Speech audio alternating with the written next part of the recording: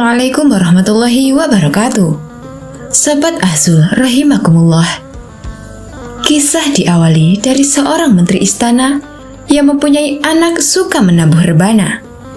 Mungkin hal ini sekilas terlihat wajar, tapi di balik kebiasaan itu membuat orang tuanya sangat terganggu.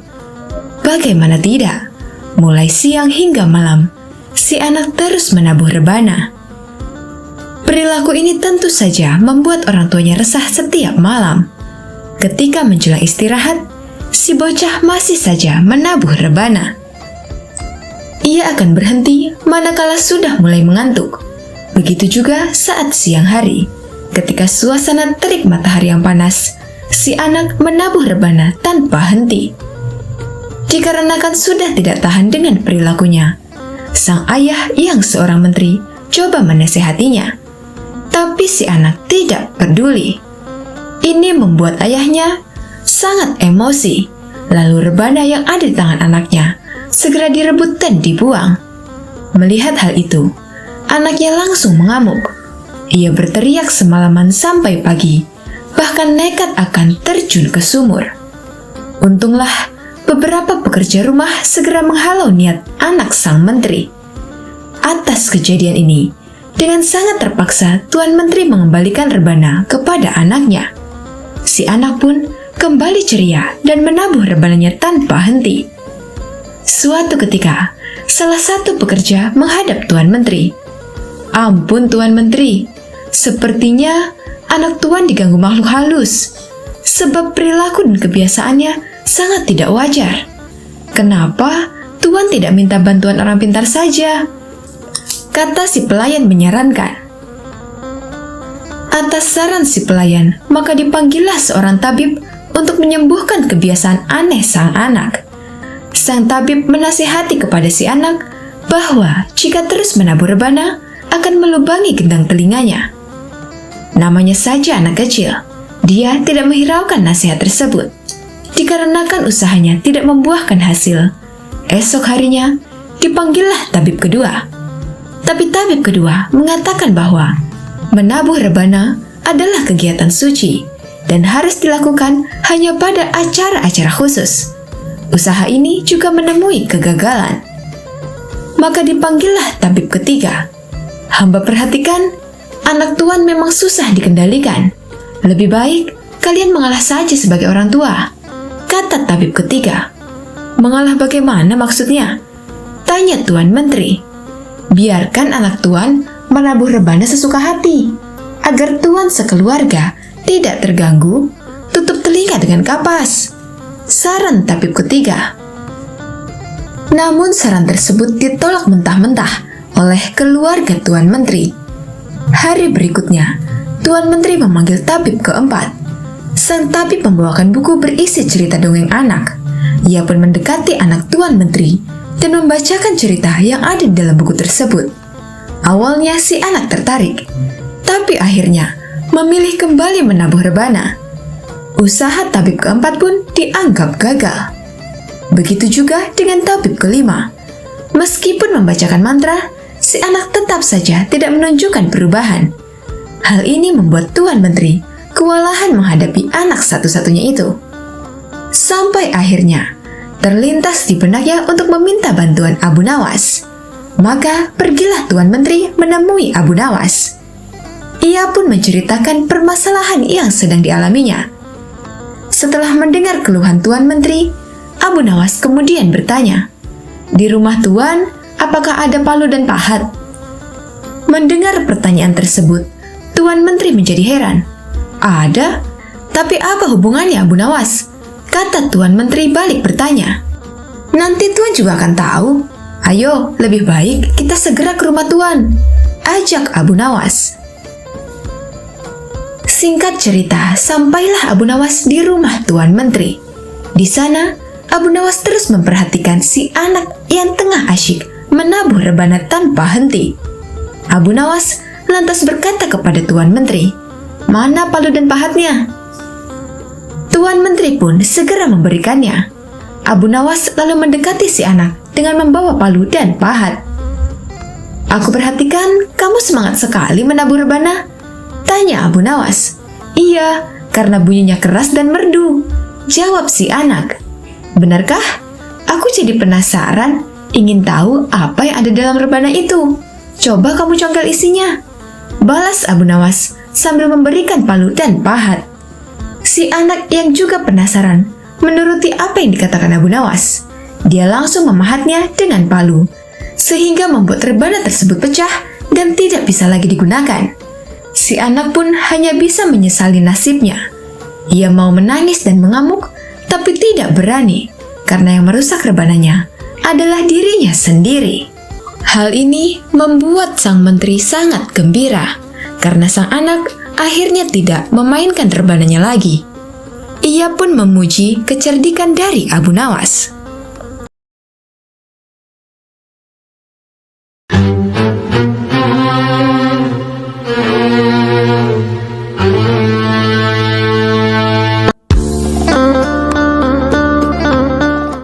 Abu Nawas diperintah oleh Baginda Raja untuk menjahit lumpang batu yang pecah. Tampaknya Raja masih saja mencari cara untuk mengalahkan sosok humoris dan cerdas tersebut. Setelah itu, Baginda Raja benar-benar ingin menghukum Abu Nawas karena memang akhir-akhir ini sering membuat malu dirinya, bahkan di hadapan rakyatnya sendiri. Siasat apa ya supaya Abu Nawas bisa tertipu? Pikir Baginda Raja dalam hatinya. Untuk beberapa lama, Baginda Raja masih belum menemukan caranya. Akhirnya, ia terpaksa meminta bantuan dari menteri-menterinya. Tapi dari sekian banyak usulan para menterinya, tidak ada satupun yang menurut Baginda Raja berbobot. Tipuan yang kalian usulkan sangat mudah dipecahkan. Jangankan Abu Nawas, aku sendiri bisa dengan mudah menebaknya, ujar Baginda Raja merasa tidak puas. Tiba-tiba, penasihat kerajaan berkata, "Ampun Paduka yang mulia, bukankah Paduka mempunyai batu lumpang yang sudah retak? Suruh saja Abu Nawas menjahitnya." Mendengar hal itu, Baginda Raja langsung kegirangan. "Usulanmu bagus. Aku setuju dengan idemu. Cepat panggil Abu Nawas kemari," kata Baginda Raja. Singkat cerita, datanglah Abu Nawas menghadap Baginda Raja. "Ampun beribu ampun Paduka yang mulia. Ada gerangan apa Paduka memanggil hamba?" tanya Abu Nawas. "Aku ada tugas baru untukmu," ujar Baginda Raja. "Tugas apakah itu wahai Paduka yang mulia?" tanya Abu Nawas lagi. "Aku punya lumpang yang terbuat dari batu, tapi sayangnya retak dan terbelah menjadi dua. Aku ingin kau menjahit lumpang itu agar menyatu lagi," tutur Baginda Raja. Tubuh Abu Nawas mendadak berkeringat mendengar perintah tersebut. Wajahnya langsung berubah menjadi pucat. "Jebakan apa lagi ini? Mana ada batu bisa dijahit?" gerutu Abu Nawas dalam hatinya. Abu Nawas, kenapa kamu malah bengong? Aku kasih waktu sehari. Kalau kau tidak bisa, maka akan mendapat hukuman," gertak Baginda Raja. "Sekarang kau pulang dan bawa lumpang batu yang retak ini," perintah Baginda Raja. Setelah itu, Abu Nawas pamit kembali pulang. Setibanya di rumah, dia langsung pergi mengumpulkan batu-batu kecil yang serupa dengan lumpang batu tersebut. Keesokan harinya, Abu Nawas pergi menuju istana dengan membawa batu-batu kecil dan lumpang batu milik Baginda. Setelah sampai di istana, Baginda Raja langsung bertanya kepada Abu Nawas. "Hai Abu Nawas, apakah lumpang batunya sudah dijahit?" tanya Baginda Raja. "Ampun Paduka yang mulia, hamba sudah mengumpulkan batu-batu kecil yang sama persis jenisnya dengan lumpang batu milik Paduka. Dan hamba minta tolong kepada Paduka untuk memilihkan serat dari batu-batu kecil yang hamba kumpulkan. Setelah itu, hamba akan jahit batu lumpang milik Paduka," jawab Abu Nawas. "Apa-apaan kau ini? Siapa juga yang dapat membuat batu sekecil itu menjadi benang?" tanya Baginda Raja. "Ampun beribu ampun Paduka yang mulia. Tapi lumpang batu mirip Paduka kan tidak bisa bila dijahit pakai benang biasa. Lumpang batu itu harus dijahit dengan benang yang terbuat dari batu juga," ujar Abu Nawas. Mendengar penjelasan Abu Nawas, Baginda Raja pun tak bisa berbuat apa-apa. "Kau memang cerdik Abu Nawas," ungkap Baginda Raja dalam hati. Dengan terpaksa Baginda Raja kembali membebaskan Abu Nawas. Sosok humoris itu pun lolos dari hukuman meskipun tidak bisa menyelesaikan tugas mustahil yang diberikan baginda raja.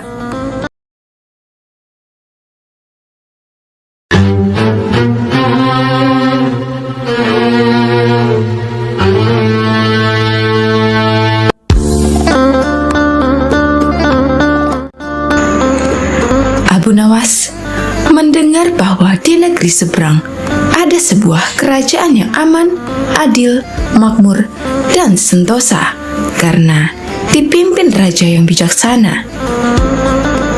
Sang raja sudah memimpin sejak usia muda hingga sekarang di masa tua, belum pernah digantikan oleh siapapun, dan rakyatnya tidak pernah keberatan karena raja memerintah dengan sangat adil. Suatu hari, raja merasa jenuh. Ia ingin istirahat menjadi raja selama setahun. Namun uniknya, tidak menyerahkan posisi raja kepada anak keturunannya, tetapi malah mengadakan sayembara untuk mencari sosok yang pantas menjadi raja. Disebarlah pengumuman ke seluruh negeri. Siapapun boleh menjadi raja, mulai rakyat jelata sampai kaum bangsawan. Tetapi ada dua syarat yang harus dijalani. Syarat pertama, dia akan dijadikan raja selama setahun. Syarat kedua, setelah menjadi raja selama setahun, maka harus diasingkan di sebuah hutan belantara yang dihuni oleh ribuan hewan buas. Syarat pertama tentu saja bukan masalah besar, justru merupakan suatu keberuntungan.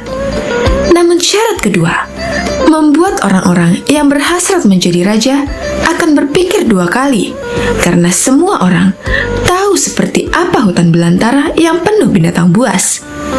Karena itulah, sayembara tersebut belum ada yang berani mengajukan diri sebagai raja. Akhirnya datang seorang pemuda yang menyatakan kesanggupannya menjadi raja dan menerima dua syarat tersebut. Pemuda ini sebenarnya adalah pemuda biasa yang ingin merasakan bagaimana nikmatnya menjadi raja, karena selama ini ia hidup sangat pas-pasan. Diangkatlah dia menjadi raja, dan mulai saat itu mendapat pelayanan layaknya seorang raja. Harta berlimpah, wanita cantik, makan dan minuman enak, serta fasilitas istimewa lainnya. Tetapi sayang, ternyata ketakutannya akan kematian membuatnya tidak bisa menikmati semua itu. 3 bulan pertama, dia mulai gelisah karena umurnya tinggal 9 bulan lagi. 3 bulan kedua, ia makin tidak tenang makan dan tidak tidur nyenyak. 3 bulan ketiga, dia mulai menyesali keputusannya menjadi raja.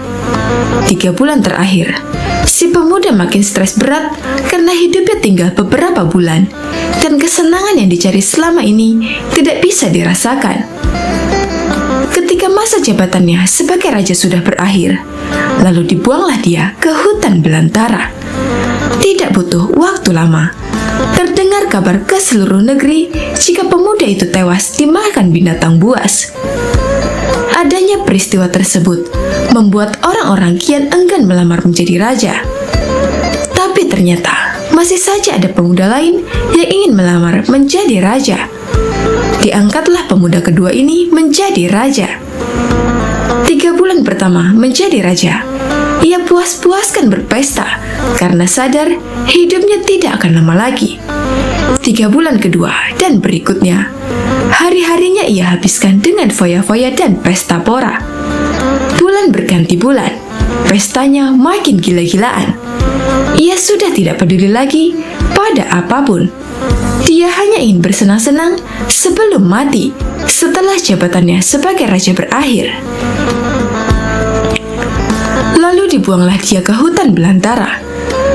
Tak berapa lama, terdengar kabar bahwa si pemuda kedua tewas diterkam singa. Tubuhnya dicabik-cabik dan jadi rebutan para singa. Peristiwa ini membuat banyak orang melupakan mimpi menjadi raja.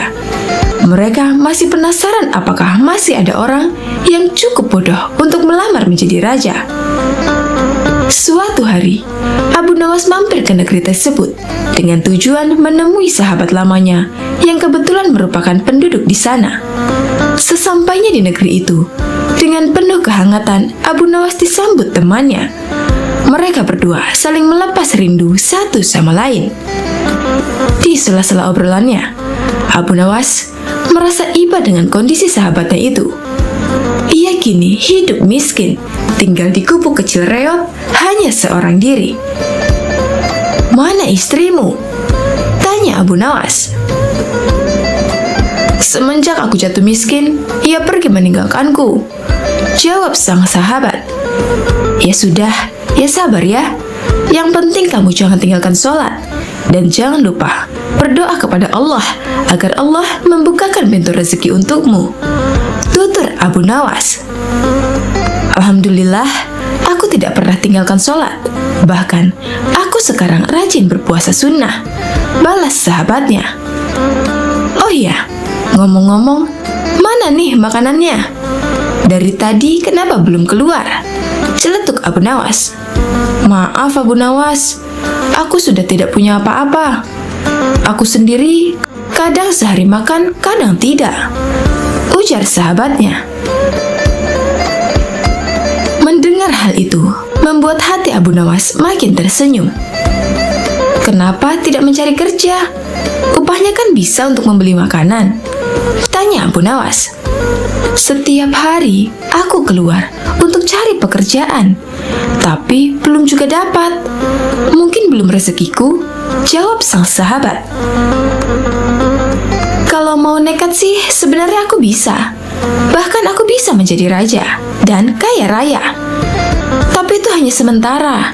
Setelah itu, aku mati diterkam binatang buas di hutan belantara," kata sahabatnya melanjutkan. "Maksudmu bagaimana?" tanya Abu Nawas heran.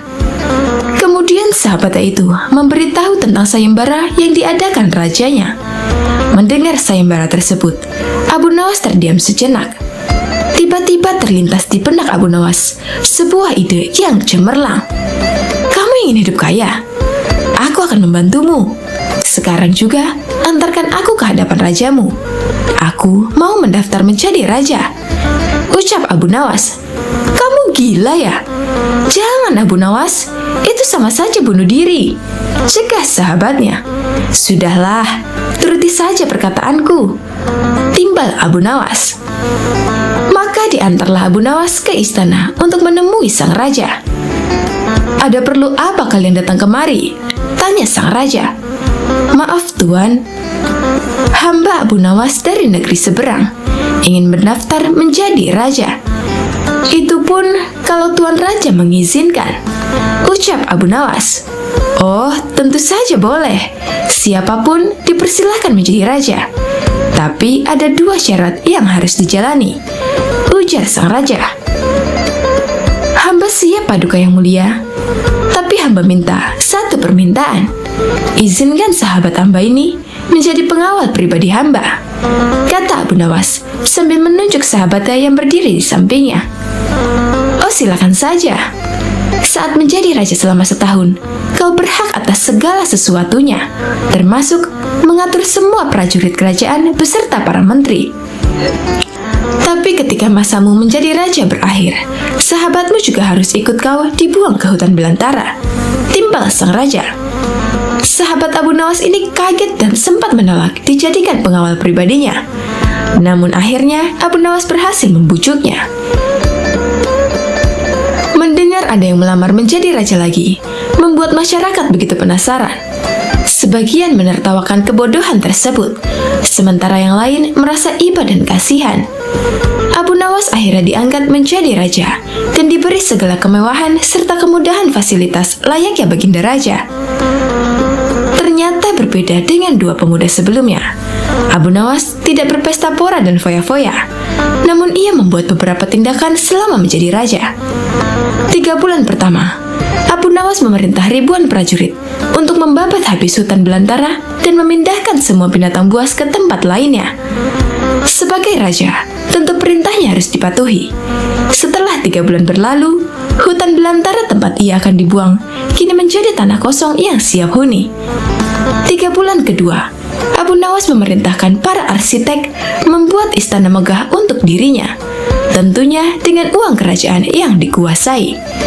Abu Nawas bisa membangun apa saja, termasuk membangun istana di tanah yang dulunya adalah hutan belantara. Dalam jangka waktu 3 bulan, berdirilah istana megah dan kokoh.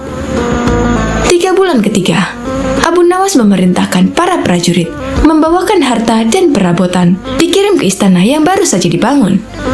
3 bulan terakhir, Abu Nawas menawarkan kepada masyarakat siapa saja yang mau pindah di wilayah istananya akan dibuatkan rumah dan diberi modal uang untuk berdagang. Kesempatan tersebut tidak disia-siakan oleh warga. Ratusan orang mendaftarkan diri untuk pindah ke sekitaran istana Abu Nawas. Selama 3 bulan terakhir, tempat yang tadinya hutan belantara kini berubah menjadi pemukiman penduduk. Bahkan, di sana Abu Nawas mempunyai istana dengan dipenuhi harta kekayaan. Akhirnya habislah masa jabatan Abu Nawas sebagai raja. Sesuai perjanjian, Abu Nawas dan sahabatnya dibuang ke hutan belantara yang kini sudah menjadi pemukiman penduduk. Sesampainya di sana, Abu Nawas dan sahabatnya memasuki istana barunya. Ini semua untukmu. Kau sekarang sudah menjadi orang kaya raya. Tapi jangan lupa bersedekah, tutur Abu Nawas. Sahabatnya itu terkejut bukan main. Ia langsung merangkul Abu Nawas dan mengucapkan terima kasih. Akhirnya Abu Nawas pun pamit pulang kembali ke negerinya. Wallahu a'lam bishawab.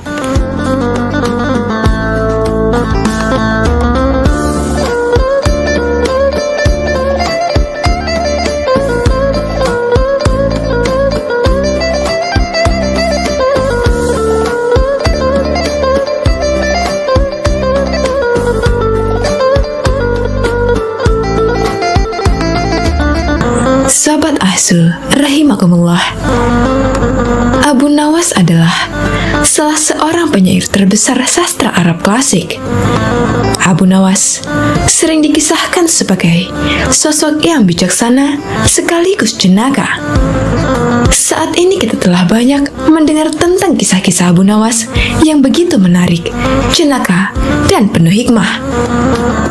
Tapi, ada satu kisah yang menarik, dan mungkin banyak dari teman-teman yang penasaran di mana Abu Nawas berhasil menjawab pertanyaan dari Raja Harun al-Rasyid tentang manakah yang lebih dahulu diciptakan antara telur dan ayam. Namun ada sebagian juga yang berpendapat bahwasannya kisah-kisah Abu Nawas yang ada sekarang adalah sebuah dongeng belaka. Jadi kebenarannya hanya Allah Subhanahu wa Ta'ala yang Maha mengetahui. Untuk itu, kisah ini cukup dijadikan sebagai pengetahuan dan diambil hikmahnya saja.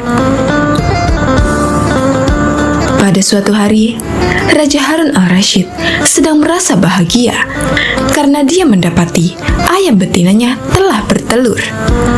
Melihat ayam yang bertelur, sang raja dapat ide untuk membuat sayembara kepada masyarakat. Lalu sang raja pun mengumpulkan orang-orang atau rakyatnya itu di sebuah lapangan yang luas. Kemudian sang raja berkata, "Wahai rakyatku, siapakah di antara kalian yang dapat menjawab pertanyaanku? Manakah yang lebih dulu diciptakan antara ayam dan telur? Barang siapa dari kalian yang berhasil menjawab pertanyaan dengan alasan yang logis, maka aku akan hadiahkan 1 peti penuh uang emas. Tapi apabila tidak mampu menjawabnya, maka dia harus menerima hukuman, yaitu di penjara." Ketika itu, memang orang-orang dalam kondisi keuangan yang susah. Makanya tidak sedikit dari mereka yang tertarik untuk ikut sayembara tersebut. Mereka begitu tertarik dengan hadiah yang dijanjikan. Tapi masalahnya, mereka juga tak cukup pintar untuk bisa menjawab pertanyaan tersebut dengan disertai alasan yang logis. Selain itu juga, mereka takut dimasukkan ke penjara apabila tak bisa menjawab pertanyaan dari sang raja. Akhirnya dari sekian banyak penduduk yang ada waktu itu, hanya 4 orang saja yang nekat mengikuti sayembara tersebut. Dan salah seorang di antaranya adalah Abu Nawas. Aturan dari sayembara ini ada dua. Yang pertama, mereka harus menjawab dengan masuk akal. Kemudian yang kedua, peserta harus bisa menjawab sanggahan dari sang raja. Singkat cerita, pada suatu hari dimulailah sayembara perlombaan tersebut dan keempat peserta telah siap di depan panggung. Ketika itu, banyak orang yang menyaksikan sayembara tersebut karena mereka pun sebenarnya penasaran, sekaligus ingin tahu mana yang lebih dahulu antara ayam atau telur. Orang-orang pun penasaran siapakah orang yang beruntung yang bisa mendapatkan emas 1 peti itu. Kemudian sang raja pun datang, lalu duduk di singgasananya di atas panggung tersebut. Mulailah ketika Raja Harun al-Rasyid memanggil peserta pertama untuk maju. Lalu sang raja bertanya, manakah yang lebih dulu ada, telur apa ayam? Kemudian peserta pertama ini menjawab, wahai raja, telurlah yang lebih dulu ada. Dan sang raja bertanya, kenapa telur yang pertama? Apa alasannya? Peserta ini menjawab, bila ayam yang lebih dulu ada, itu dirasa tidak mungkin, karena ayam berasal dari telur. Lalu sang raja bertanya lagi, kalau begitu, siapa yang mengerami telur tersebut? Mendengar pertanyaan dari raja ini, peserta pertama ini langsung pucat karena dia tidak tahu jawabannya apa. Karena peserta ini tidak mampu menjawab, raja pun memasukkan dia ke dalam penjara. Kemudian dipanggillah peserta yang kedua.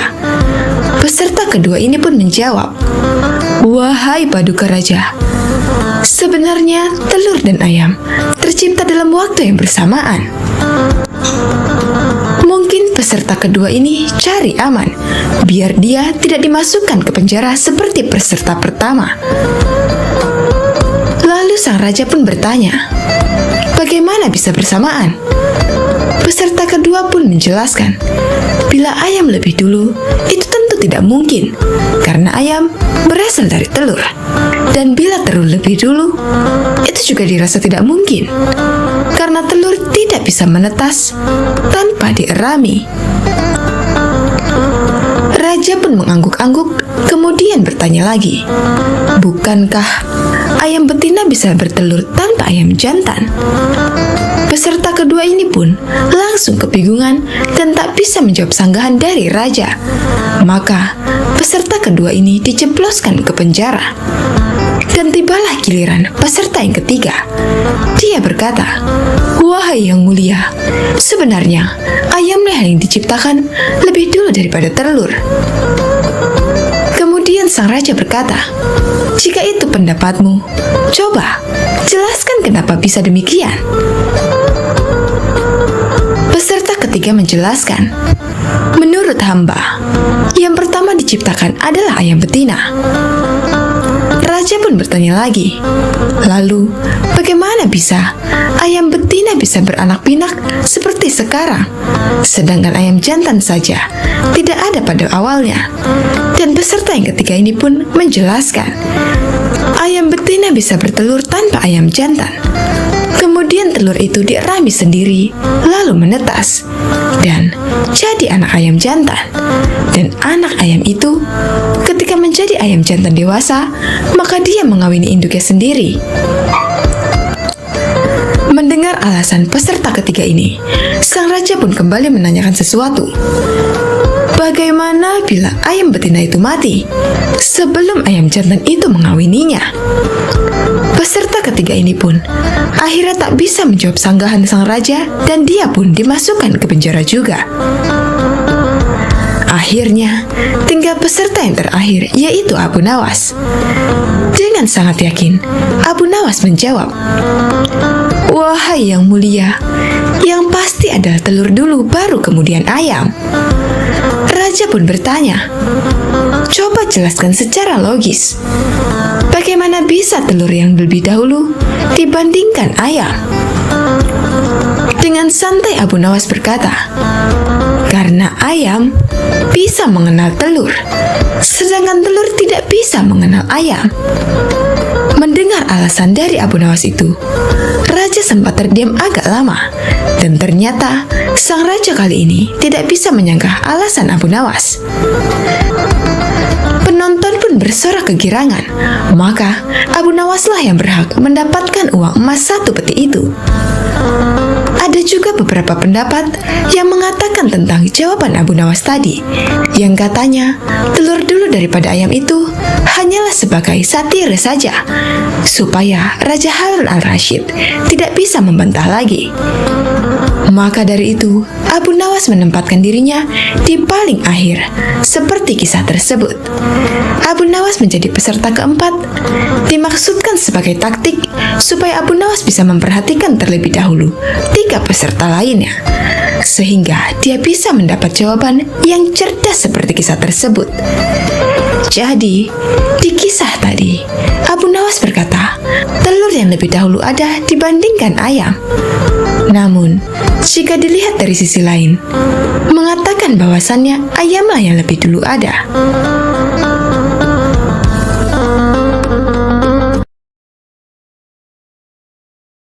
Sobat Azul, rahimakumullah. Suatu ketika, Abu Nawas tertunduk sedih saat mendengar perkataan istrinya. Tadi pagi, atas perintah langsung dari raja, beberapa pengawal kerajaan membongkar dan menggali rumahnya dengan paksa. Istrinya memberitahukan Abu Nawas bahwa perintah untuk menggali rumahnya itu disebabkan karena raja bermimpi di bawah rumah Abu Nawas terdapat emas dan permata yang tak ternilai harganya.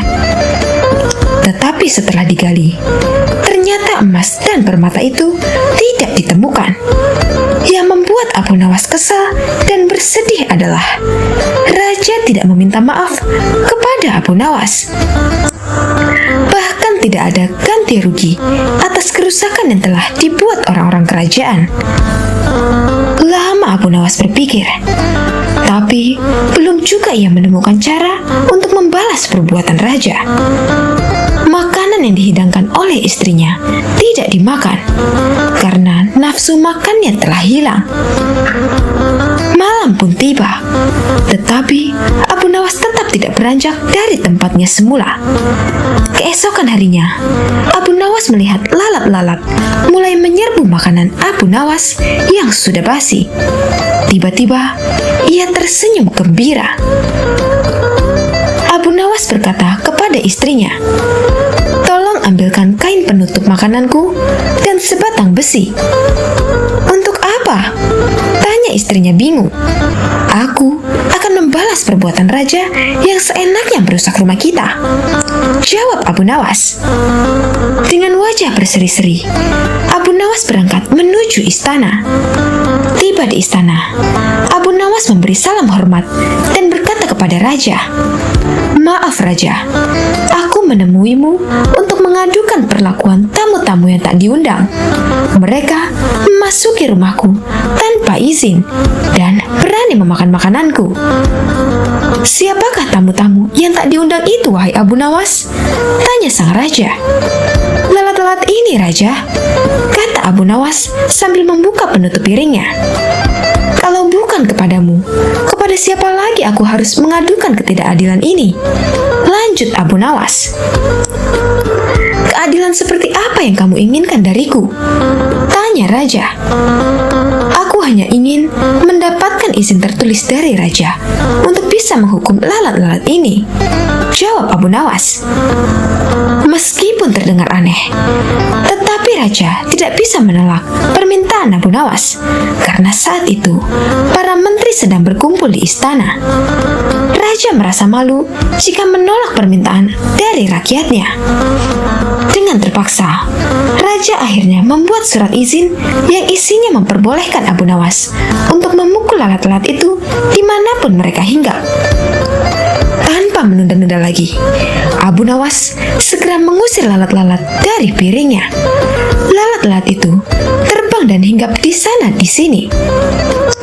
Dengan tongkat besi yang sudah sejak tadi dibawanya dari rumah, Abu Nawas Nawas mulai mengejar dan memukul lalat-lalat itu. Seekor lalat hinggap di kaca. Abu Nawas pun memukul kaca itu hingga pecah. Begitupun dengan lalat-lalat lain yang menempel di vas bunga dan patung hias. Abu Nawas memukul tongkat besinya ke segala arah, sehingga sebagian perabotan istana pun menjadi hancur. Bahkan Abu Nawas nekat memukul lalat yang kebetulan hinggap di guci sang raja. Raja pun tidak bisa berbuat apa-apa, kecuali menyadari kesalahannya karena telah merusak rumah Abu Nawas dan keluarganya. Setelah merasa puas, Abu Nawas pun pamit pulang. Kini, barang-barang kesayangan raja telah hancur lebur. Bukan itu saja, raja juga merasa malu. Ia sadar betapa kelirunya berbuat semena-mena kepada Abu Nawas. Abu Nawas yang selalu lucu dan sering menghibur banyak orang itu ternyata bisa sangat marah kepada orang yang mengganggunya. Sementara itu, Abu Nawas pulang dengan perasaan lega. Ia sudah tidak sabar ingin bercerita kepada istrinya di rumah tentang apa yang baru saja ia lakukan di istana.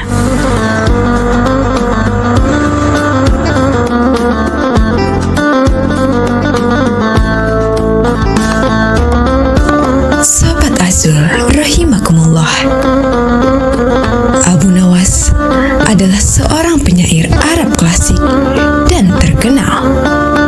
Meski populer dan kerap disapa dengan Abu Nawas, sebetulnya panggilan tersebut bukanlah nama aslinya. Mengutip dari buku Abu Nawas, Sufi dan penyair ulung yang jenaka, susunan Muhammad Ali Faqih, julukan Abu Nawas ia peroleh karena rambutnya yang ikal dan panjang sebahu. Nama lengkapnya ialah Abu Ali Al-Hasan bin Hani Al-Hakami. Abu Nawas lahir di Provinsi Ahwaz sekitar Khuzestan, barat daya Persia tahun 757 Masehi. Walau begitu, banyak perbedaan pendapat terkait tahun lahir Abu Nawas. Ketika beranjak dewasa, Abu Nawas membantu sang paman bekerja sebagai pembuat minyak wangi. Seusai bekerja, ia sering pergi ke masjid untuk belajar berbagai ilmu agama dan pengetahuan lainnya, seperti syair, fikih, dan ilmu hadis. Abu Nawas terkenal sebagai murid yang cerdik dan antusias dalam mempelajari berbagai ilmu pengetahuan. Suatu hari, Abu Nawas bertemu dengan Abu Usamah yang merupakan ahli sastra sekaligus pujangga terkenal. Ia sangat terkesima dengan kemampuan Abu Nawas membuat syair, hingga diajarkan berbagai ilmu mengenai syair. Dikenal sebagai sosok yang jenaka dan cerdas, banyak kisah menarik mengenai Abu Nawas. Salah satunya ketika ia bersikeras mencari neraka. Hari masih terlalu pagi, bahkan azan subuh pun belum berkumandang. Tetapi Abu Nawas sudah terlihat sibuk mencari sesuatu di halaman rumahnya. Ada di mana sebenarnya? Gumam Abu Nawas sambil membawa lampu dan menggoyang-goyangkannya. Jika di sekitar rumah tidak ada, aku harus mencarinya kemana lagi? Lanjut Abu Nawas. Tak lama kemudian, terdengar azan subuh. Abu Nawas pun segera bergegas pergi ke masjid. Di sepanjang jalan, ia pun masih sempat memeriksa tempat-tempat yang tertutup. Hai Abu Nawas, kau sedang apa? Apakah kau kehilangan sesuatu? Tanya seseorang yang melihat gerak-gerik Abu Nawas yang sedang mencari-cari sesuatu. Namun, Abu Nawas tidak menjawab pertanyaan itu. Pikirannya terlalu sibuk sendiri. Selesai sholat subuh, Abu Nawas masih saja sibuk mencari. Kali ini ia mencari di sekitar masjid. Ia membuka semua kotak dan tong yang ada di sana. Penyair jenaka itu juga mencari di bawah jembatan, di balik semak, hingga di atas atap. Orang-orang merasa heran sekali dengan tingkah laku Abu Nawas. Sebenarnya, benda apa yang hilang sehingga ia bertingkah seperti itu? Bisik seseorang kepada yang lain.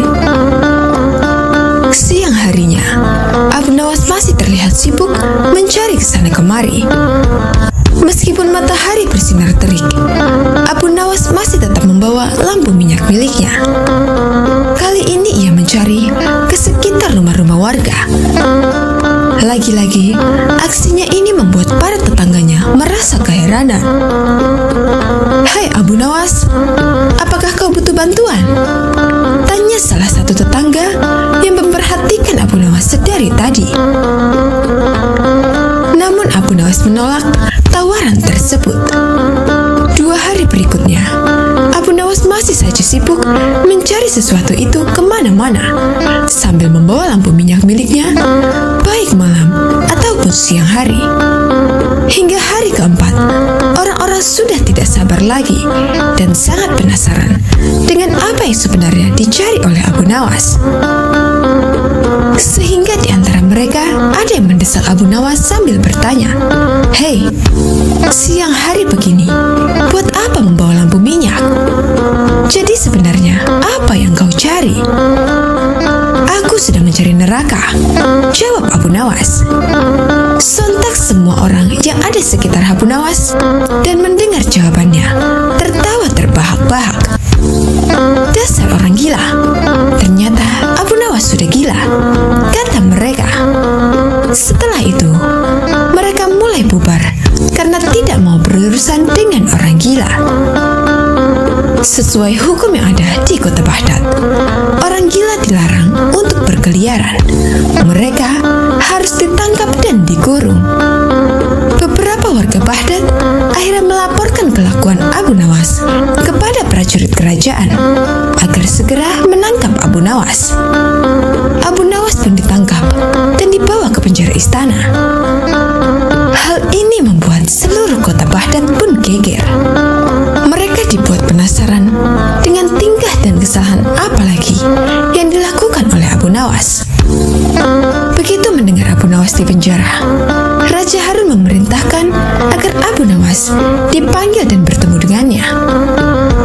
Berangkatlah pengawal Raja Harun untuk menjemput dan membawa Abu Nawas.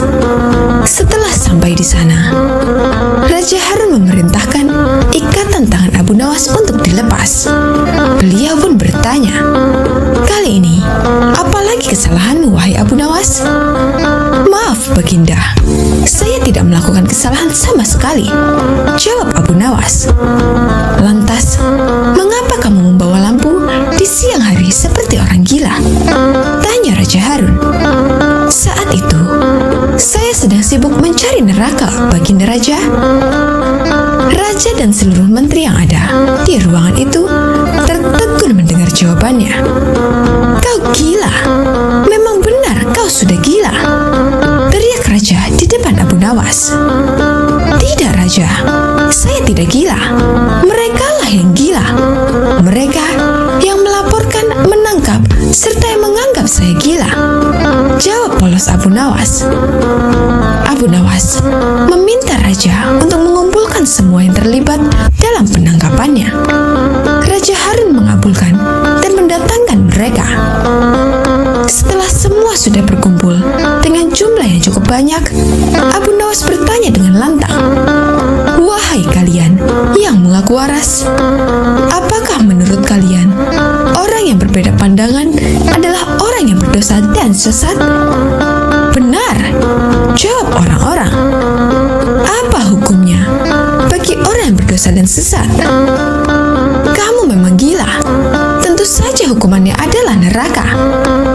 Dan kamu adalah contoh orang yang sesat. Kamu pasti akan masuk neraka," jawab orang-orang itu. "Baiklah, menurut kalian, aku pasti akan masuk neraka, bukan? Lalu, di mana letak neraka itu? Milik siapakah neraka itu? Jika neraka itu milik Allah dan letaknya di akhirat, lantas mengapa mereka Jawab Abu Nawas, "Maaf Baginda, apakah mereka ini malaikat Allah? Jangan-jangan mereka semua yang gila?" Tanya Abu Nawas kepada raja. Raja langsung tertawa terbahak-bahak mendengar perkataan Abu Nawas. "Setiap hari saya mendengar orang-orang dengan mudahnya mengatakan, 'Kamu pasti masuk neraka.' Maka saya jadi penasaran, apakah neraka itu ada di bumi ini?" Ungkapan cerdas Abu Nawas kepada Raja Harun. Dari kisah ini dapat diambil hikmah bahwa tak sepantasnya kita dengan mudahnya menghakimi seseorang yang berdosa bahwa ia pasti masuk neraka. Sebab hidayah Allah tak ada yang tahu akan datang kepada siapa. Wallahu a'lam bishawab.